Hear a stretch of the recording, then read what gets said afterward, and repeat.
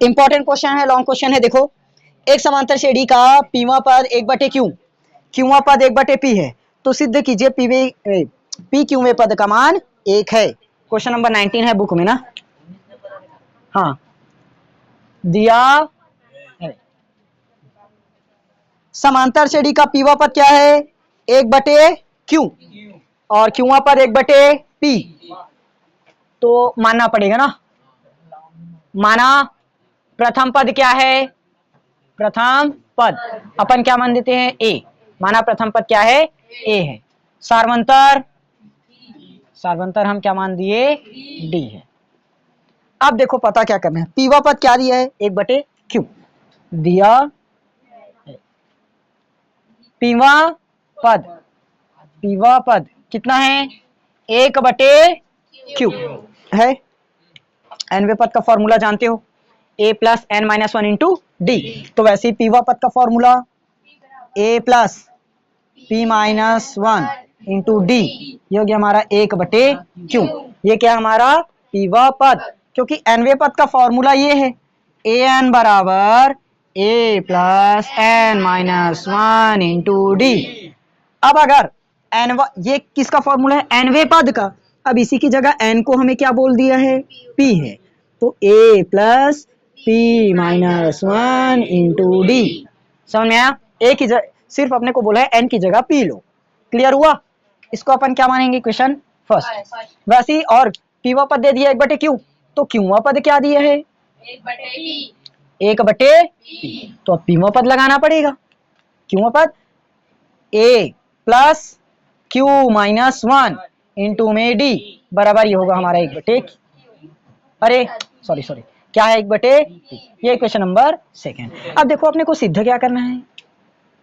सिद्ध करना है p क्यूवा पद क्या है? 0। p क्यूवा पद 0 है। अरे सॉरी, 1 है क्या? p क्यूवा पद क्या है? 1। तो क्या निकालना पड़ेगा? a plus P Q minus 1 into D बराबर 1।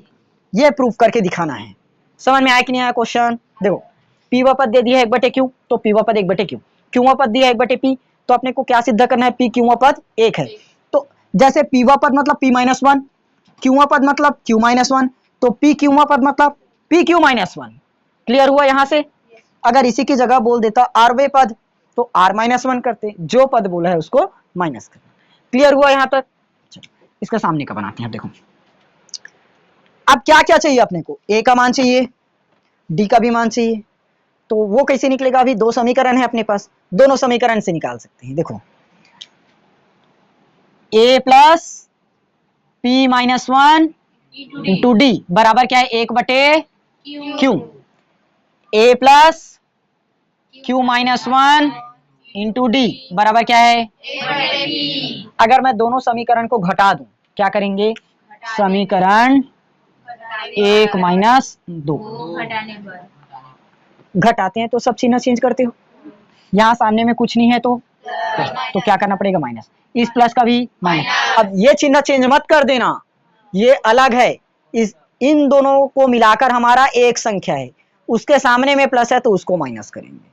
यहाँ पर प्लस है, इसको क्या करेंगे? माइनस। अब समझ में आया? तो प्लस ए से माइनस ए कट जाएगा, क्या बचा? p minus 1 into D minus q minus 1 into D आया बराबर 1/q माइनस 1/p। ये लाइन समझ में आया कि नहीं आया? क्लियर हुआ? अब ध्यान से देखो, इन दोनों में क्या चीज है जो दोनों में दिख रहा है? डी। क्या है? डी। तो अपन क्या करेंगे? डी को बाहर कर देंगे। कर दिए, क्या बचा? p minus 1 minus q minus 1 बाहर हो गया। इधर क्या बचा? 1/q minus 1/p। समझ में आया? डी देखो, p माइनस 1 क्या आएगा? p माइनस, यहाँ सामने में कुछ नहीं है मतलब प्लस है। अब ब्रैकेट ओपन करते हो, बाहर में माइनस रहता है, सब चिन्ह क्या करते हैं? चेंज। ये प्लस का माइनस, क्यू माइनस का प्लस होगा। इधर क्या बचा, 1/q माइनस 1/p आएगा। कुछ कटेगा तो काटेंगे, देखो 1 में 1 घटाओगे तो 0, तो कट जाएगा। क्या बचा, p माइनस q बराबर 1। अच्छा इसको सॉल्व करते हैं ना, p एकम p माइनस q एकम बटे में q का गुणा p में होगा तो p q, q p या p q एक बराबर। 3 गुणित 4 करोगे तब भी 12 ही आएगा, 4 गुणित 3 करोगे तब भी 12 ही आएगा। यानी कि p q का गुणा करो या q p का गुणा करो आएगा तो बराबर। समझ में आया। अपने को किसका मान चाहिए, d का। देखो ना यहाँ बोला क्या है, अपने को a निकालना है, साथ में d निकालना है। तो अपन अभी क्या निकालेंगे यहाँ से, d। तो d को अपन यहीं रखे, बाकी को पक्षांतर करना पड़ेगा। देखो इधर का पहले लिख दो p माइनस q बटे में p q। इधर p माइनस q गुणा में है d के साथ, पक्षांतर करोगे तब क्या होगा इसका भाग, यानी कि 1/p माइनस q। अब गुणा किया हूं इसलिए गुणा है करके मत बोल देना, भाग है। देखो p माइनस q का क्या कर रहे हो, भाग दे रहे हैं। समझ में आया। यहाँ पर p माइनस q और यहाँ भी p माइनस q। अरे ठीक तो जा रहा है क्या, p माइनस q और p माइनस q दोनों कटेगा, क्या बचा, d बराबर 1/, इसको मिटाऊं,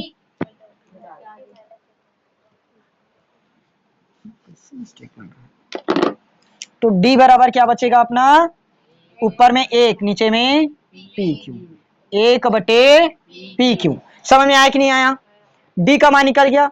अब जैसे पहला चैप्टर में मैं ये पढ़ाया था, सेकंड चैप्टर में x प्लस वाई बराबर 2, x माइनस वाई बराबर 6, तो इन दोनों को काटते हो, 2x बराबर 6, 2 8 बनता है, 2 6 8 निकलता है। फिर x के मान को इक्वेशन फर्स्ट में पुट करते हो, वैसे ही d का मान कहाँ करेंगे, इक्वेशन फर्स्ट में रखेंगे।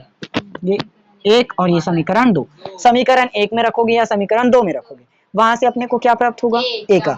जैसे यहाँ पर x का मान निकल जाता है तो यहाँ पर रखते हो, y का मान निकलता है, वैसे d का मान निकल चुका, यहाँ पर रखोगे तो a का मान प्राप्त होगा। समझ में आया कि नहीं आया, क्लियर हुआ। चलो इतना नोट कर लो, आऊंगा जल्दी। देखो इसके बाद एक क्वेश्चन और होना है, जल्दी देखो।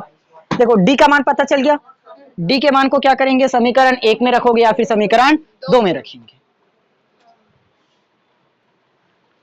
इक्वेशन फर्स्ट में रखें a प्लस, अच्छा यहां लिख लेना, d का मान समीकरण 1 में रखने पर a का a हुआ प्लस p माइनस 1, d का मान 1/pq बराबर में 1/q। ये लाइन समझ में आया।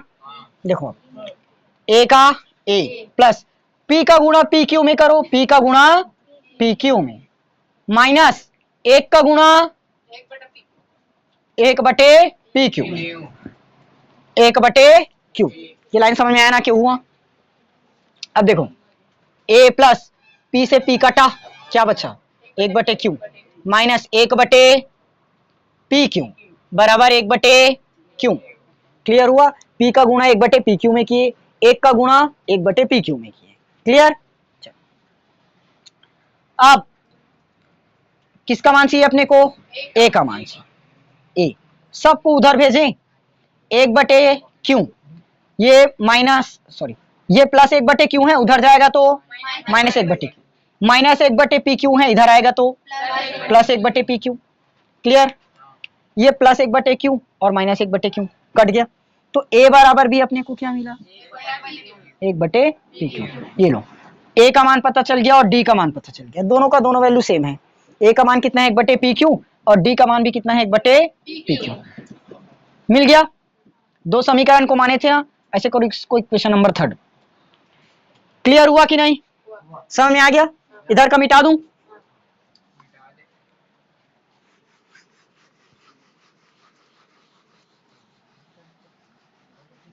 अब देखो इक्वेशन नंबर 3, समीकरण 3 में मान रखने पर a का मान 1/pq, 1/pq plus pq minus a, pq minus 1, d का मान 1/pq बराबर में 1, मतलब दोनों बराबर आना चाहिए 1।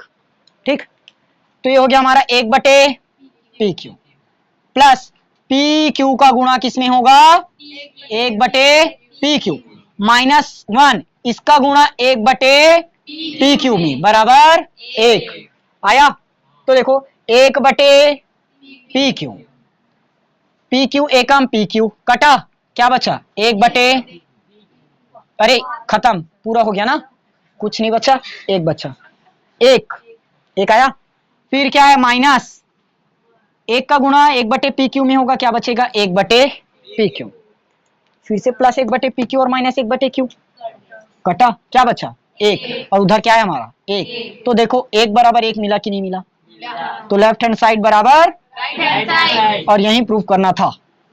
समझ में आया कि नहीं आया, क्लियर हुआ। ये क्वेश्चन बोर्ड एग्जाम में आया हुआ क्वेश्चन है और डायरेक्ट 6 नंबर में आया है, इसको नोट कर लेना, कौन से सन में आया है देख लेना, लेकिन 2-3 साल हो गए आते आते, नोट करो जल्दी।